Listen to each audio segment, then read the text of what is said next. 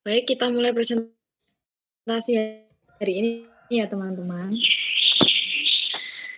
Assalamualaikum warahmatullahi wabarakatuh. Waalaikumsalam warahmatullahi wabarakatuh. Kami dari kelompok 6 Etika Bisnis Islam akan menjawab pertanyaan dari teman-teman yang sudah diajukan di YouTube ya. Berikut adalah anggota dari kelompok 6. Yang pertama, Indi Elsa Insira, NIM 022, 2 Ayudhya Hapsari, NIM 031, 3 Burhan Alaudin, NIM 148, dan Riko Freddy Kurniawan, NIM 364. Untuk pertanyaan pertama akan dijawab oleh Mas Riko. Kepada Mas Riko dipersilahkan. Assalamualaikum warahmatullahi wabarakatuh. Saya Riko Freddy Kurniawan, NIM 364 akan menjawab pertanyaan yang pertama dari Mbak Desinta Yustia, yaitu mengapa distribusi pendapatan atau kekayaan yang adil dan merata sangat penting bagi masyarakat.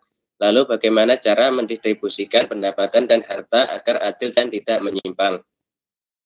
Yaitu distribusi pendapatan kekayaan yang adil dan merata sangat penting bagi masyarakat supaya harta kekayaan tidak beredar di antara orang-orang kaya saja dan dapat menyebabkan masalah kemiskinan dan ketimpangan pendapatan dan kekayaan di antara masyarakat. Cara mendistribusikan pendapatan dan harta agar adil dan tidak menyimpang dalam pandangan ekonomi Islam harus didasarkan prinsip-prinsip dasar ekonomi Islam. Di antaranya adalah kebebasan individu, adanya jaminan sosial, larangan menumpuk harta, dan distribusi kekayaan yang adil. Terima kasih. Bagaimana Mbak Desinta dengan jawabannya? Alhamdulillah jawabannya sudah cukup jelas. Terima kasih. Sama-sama Mbak. Untuk teman-teman yang ingin menambah atau menyanggah dipersilahkan. Izin menambah, Mbak. Iya, monggo Mbak Inka. Saya Inka Sinja Febriani, NIM 12402193030. Izin menambah atas pertanyaan dari Mbak Desinta. Sebelumnya, segala kegiatan yang kita lakukan berdasarkan Islam mengajarkan kita untuk hidup selalu berorientasi pada kebahagiaan dan kesejahteraan sesama.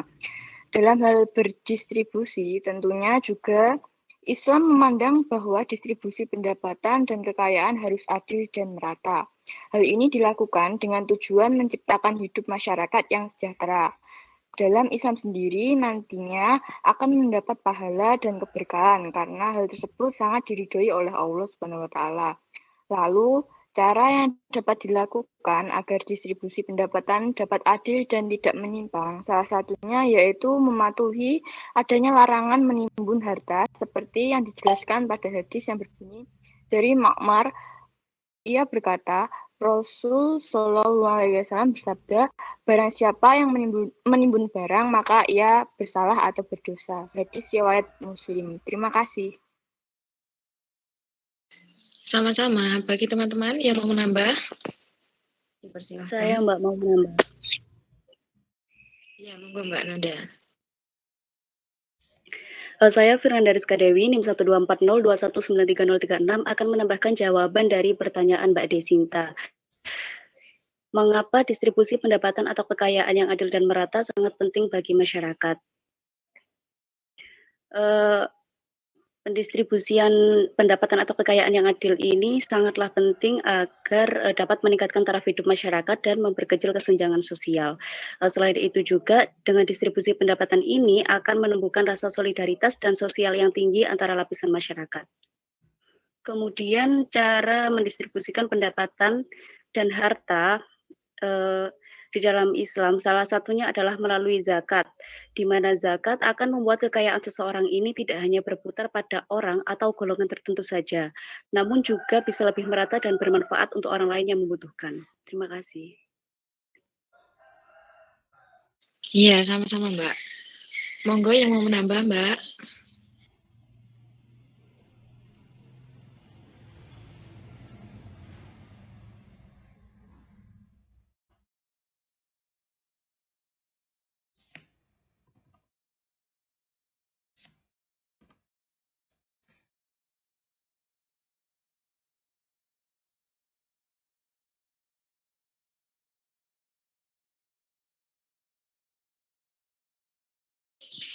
Jika sudah tidak ada yang mau menambah, monggo Mas Burhan menjawab pertanyaan dari Mbak Amanda.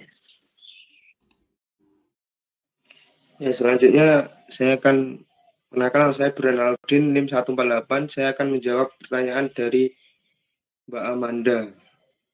Pertanyaannya adalah apa akibat yang timbul jika etika distribusi Islam diabaikan dan seberapa penting etika distribusi tersebut bagi perusahaan? Jawabannya adalah dampak yang timbul jika etika distribusi Islam diabaikan, yaitu kekayaan tidak dapat merata dan hanya beredar di antara golongan tertentu saja, yang dapat menyebabkan masalah kemiskinan dan ketimpangan kekayaan di antara masyarakat, sehingga tidak dapat meningkatkan dan memberikan kontribusi ke arah kehidupan manusia yang lebih baik.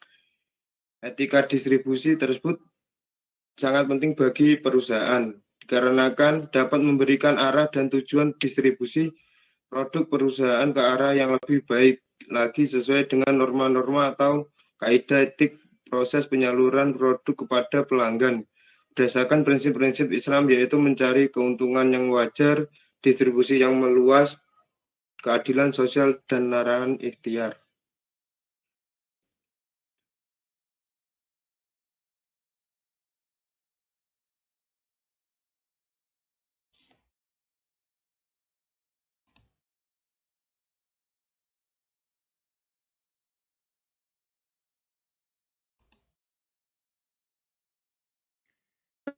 Bagaimana Mbak Amanda? Baik, terima kasih. Jawaban sudah cukup jelas.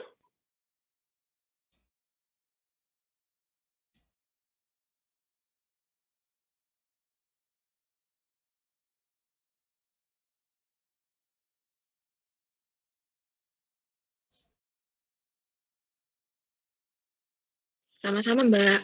Untuk teman-teman yang ingin menambah atau menyanggah, dipersilahkan.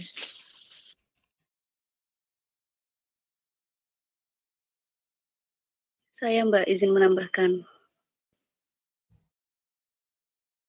Ya Mbak Nanda, monggo.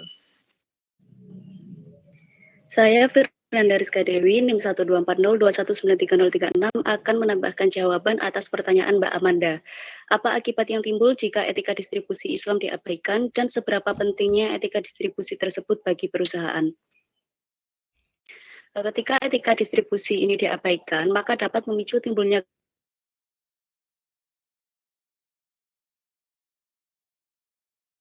sebagai norma-norma atau kaidah etik proses penyimpanan dan penyaluran produk kepada pelanggan berdasarkan prinsip Islami, yaitu mencari keuntungan yang wajar, distribusi yang meluas, keadilan sosial, dan larangan ikhtikar.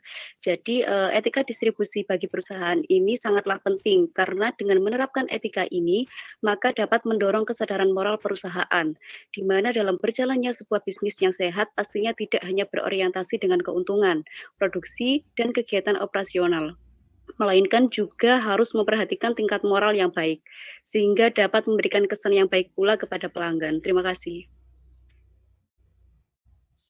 Baik Mbak, sama-sama. Monggo yang mau menambah atau menyanggah teman-teman. Izin menambah Mbak. Iya Mbak Inka, monggo Mbak Inka. Saya Inka NIM 030. Menurut saya, jika etika distribusi diabaikan, maka segala sesuatu kegiatan distribusi yang dilakukan akan mendatangkan masalah. Terutama dalam Islam sendiri menegaskan bahwa sesuatu yang diabaikan atau tidak melakukan apa yang diperintahkan dan dianjurkan Allah, maka kegiatan tersebut tidak akan diridhoi oleh Allah, tidak akan mendapat keberkahan. Hal ini juga mempengaruhi seberapa penting etika distribusi itu bagi perusahaan, karena pada dasarnya perusahaan dan memudahkan perusahaan tersebut untuk lebih cepat maju. Terima kasih. Baik, sama-sama. Yang mau menambah, masih ada?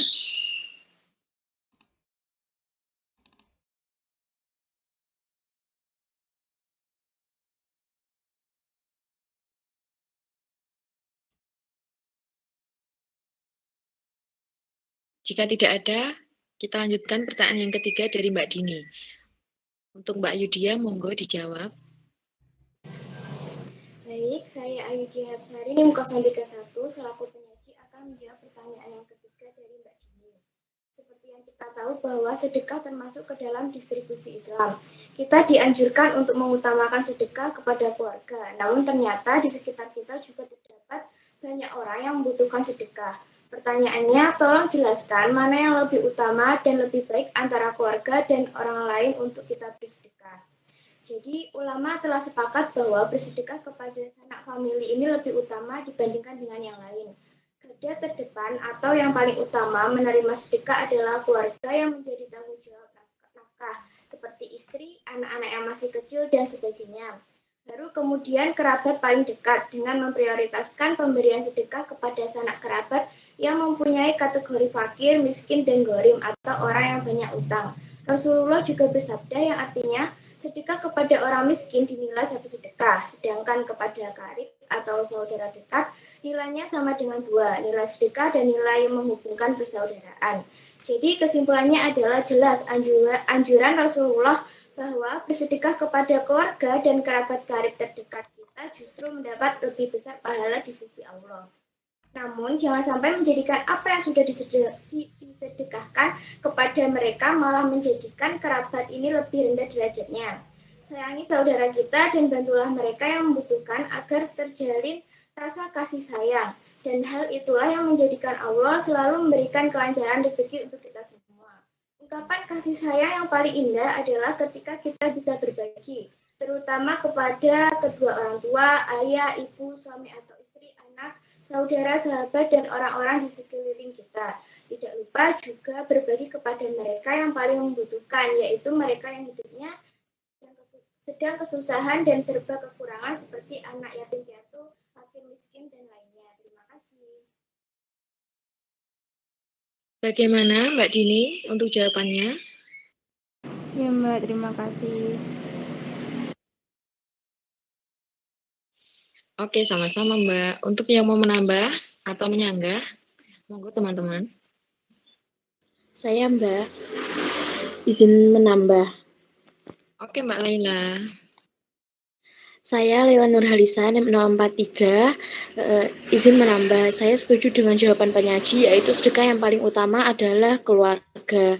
Namun jika keluarga sudah dikategorikan dalam kategori cukup atau mampulah, maka bisa bersedekah kepada orang lain yang lebih membutuhkan, seperti itu. Terima kasih. Baik, sama-sama.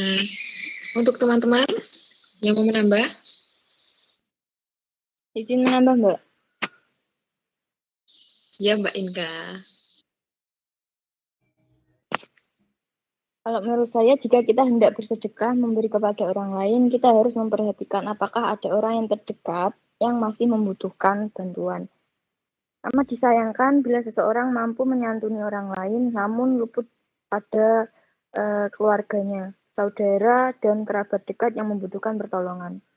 Adapun hal tersebut ditegaskan dalam sebuah hadis yang berbunyi, "Wahai umat Muhammad, demi Allah yang telah mengutusku dengan kebenaran, Allah tidak akan menerima sedekah seseorang yang mempunyai kerabat yang membutuhkan bantuannya, sementara ia memberikan sedekah atau bantuan itu kepada orang lain. Dan demi Allah yang jiwaku berada dalam genggamannya, Allah tidak akan memandangnya di hari kiamat nanti." Hadis riwayat Tabrani. Terima kasih. Sama-sama Mbak. Monggo teman-teman yang mau menambah.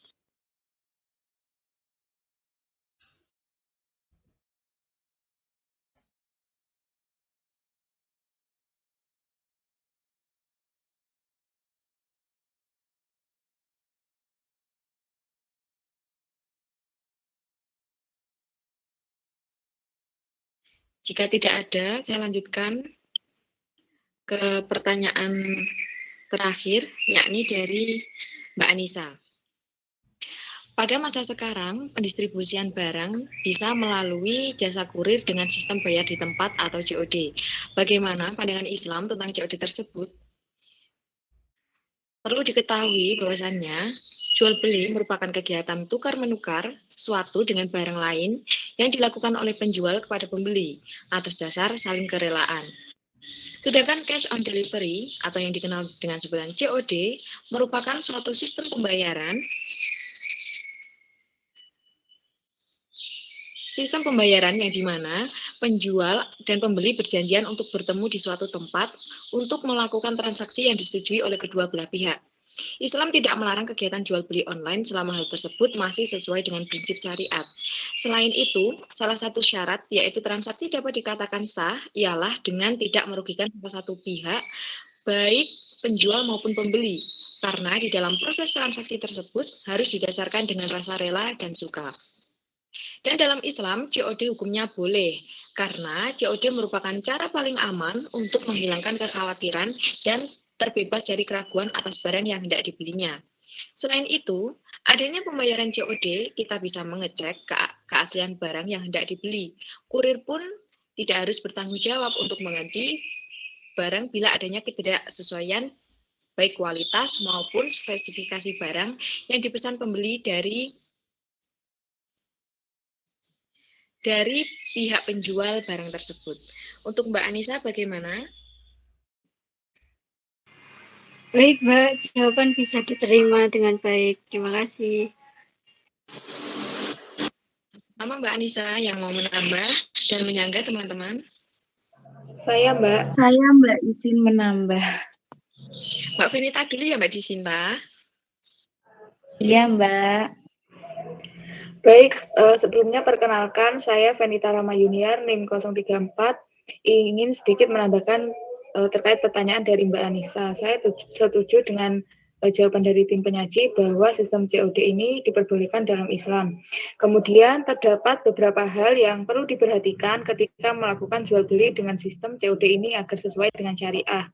Yang pertama, disepakatinya harga dari suatu barang antara penjual dan pembeli dan diserah terimakan di tempat sesuai kesepakatan. Yang kedua, barang yang akan diperjualbelikan secara daring harus disepakati spesifikasi dan kriterianya. Yang ketiga, transaksi ijab kabul dalam sistem COD ini terjadi pada saat barang sampai kepada pembeli sesuai yang disepakati. Kemudian yang keempat, pembeli dapat memilih opsi untuk mengembalikan barang atau menerima bila terdapat kecacatan atau ketidaksesuaian dengan kriteria yang disepakati. Terima kasih. Sama-sama Mbak Venita. Untuk Mbak Desinta, monggo. Saya Desinta Yustiarianti Arno, NIM 026, izin sedikit menambah jawaban dari pertanyaan Mbak Anita, bagaimana pandangan Islam tentang COD tersebut. Menurut penjelasan dari Dr. Onisah Roni LCMA yang selaku salah satu pakar dari muamalah kontemporer menjelaskan bahwa sistem COD dalam ketentuan syariat Islam diperbolehkan dengan 3 syarat, yaitu yang pertama, yang dibeli merupakan barang inden atau tidak ada pada saat transaksi. Yang kedua, disepakati bahwa alat bayarnya akan diserah terimakan pada saat barang diterima. Dan yang ketiga, pembeli diberikan hak untuk membatalkan pesanan jika barang yang diterima itu cacat atau tidak sesuai pesanan. Hal tersebut ditujukan sebagai perlindungan pada konsumen. Sebagaimana transaksi tersebut, maka dapat disimpulkan bahwa transaksi cash on delivery atau COD tersebut merupakan transaksi yang halal dan diperbolehkan. Terima kasih. Baik, sama-sama. Monggo teman-teman yang mau menambah.